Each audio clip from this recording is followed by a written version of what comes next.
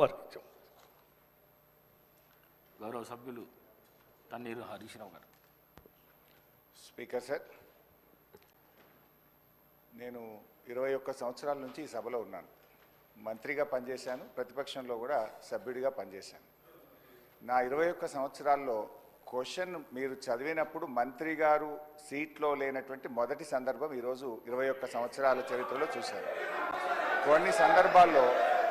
కొన్ని సందర్భాల్లో ఏదైనా ప్రత్యేకమైన కారణం వల్ల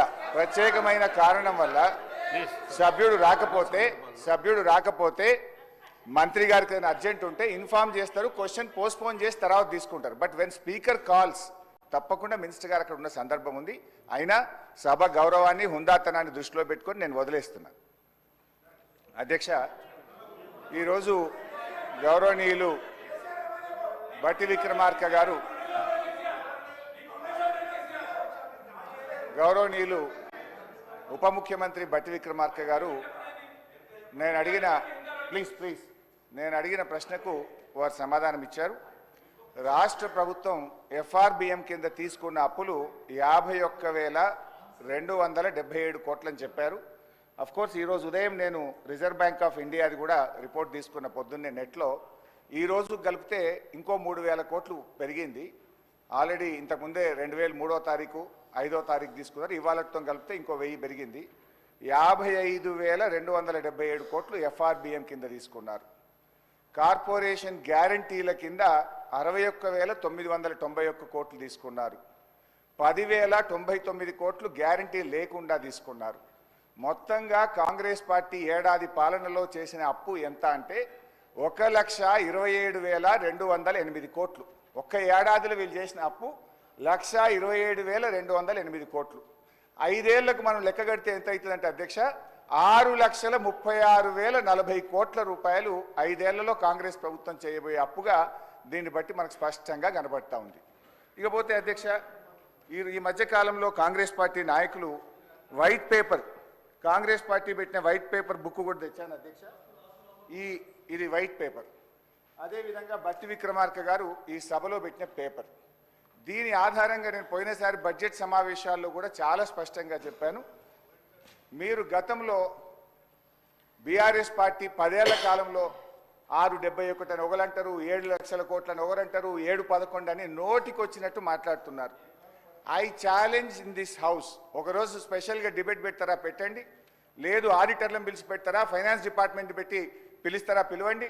ఐ వాంట్ టు ప్రూవ్ 10 ఏళ్ల బీఆర్ఎస్ కాలంలో జరిగిన మొత్తం అప్పు కేవలం 4,17,496 మాత్రమే.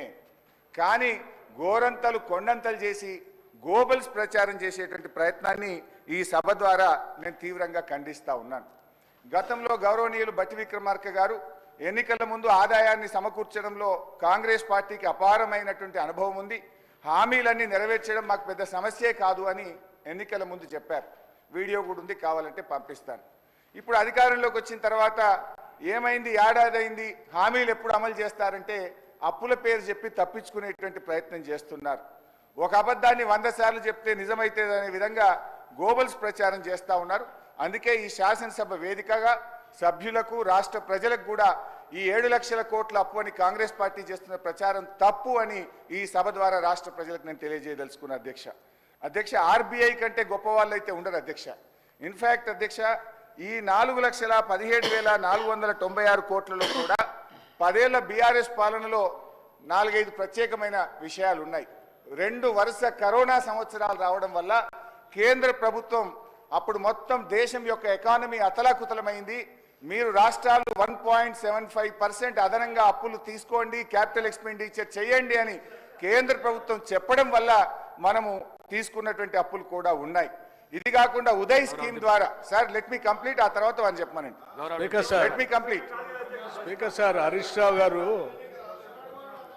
సభలో చాలా సంవత్సరాల నుంచి ఉన్నారని చెప్తా ఉన్నారు. వారికి అన్ని రూల్స్ తెలుసు, నిబంధనలు అన్నీ తెలుసు. క్వశ్చన్ అవర్లో క్వశ్చన్ అడుగుతారు, సమాధానం చెప్తాం. క్వశ్చన్ ఉంటుంది కానీ వారు షార్ట్ డిస్కషన్ లాగా ఉపన్యాసం చెప్పుకుంటూ పోతా ఉన్నారు. మరి వారికి అనుభవం లేకనా, కావాలని సభను తప్పుదోవ పట్టించడం కోసం చేసే ప్రయత్నమా? మీరు అడిగారు ఈ అప్పుల పైన మీరు తప్పుదోవ పట్టిస్తూ ఉన్నారు, గోబెల్స్ ప్రచారం చేస్తున్నారు, ఏదంటే సభలో చర్చ పెట్టండి. ఎస్, మేము రాగానే సభలో చర్చ ఉండాలనే వైట్ పేపర్ పెట్టా మీరు చేసిన తప్పులు అన్నింటినీ. మళ్ళీ కావాలని అడుగుతుంటే మాకేం అభ్యంతరం లేదండి.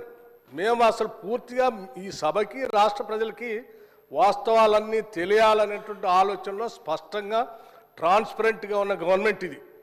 ఏది దాచుకోవాలని ప్రయత్నం చేయాలి మీలాగా.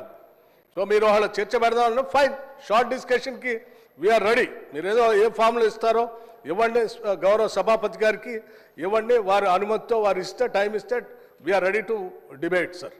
అంతేగాని ప్రశ్నలంతా వదిలిపెట్టి మొత్తం పాత కథలన్నీ చెప్పుకుంటూ వారి చరిత్ర అంతా చెప్పుకోవడానికి ప్రయత్నం చేస్తే అది వినటానికి మేము ఈ ప్రశ్న క్వశ్చన్ అవర్ ఇట్లా వేస్ట్ చేయొద్దు అధ్యక్ష. ఎవరు భుజాలు తడుముకుంటున్నారో స్పష్టంగా అర్థమైంది, ప్రజలైతే చూస్తున్నారు.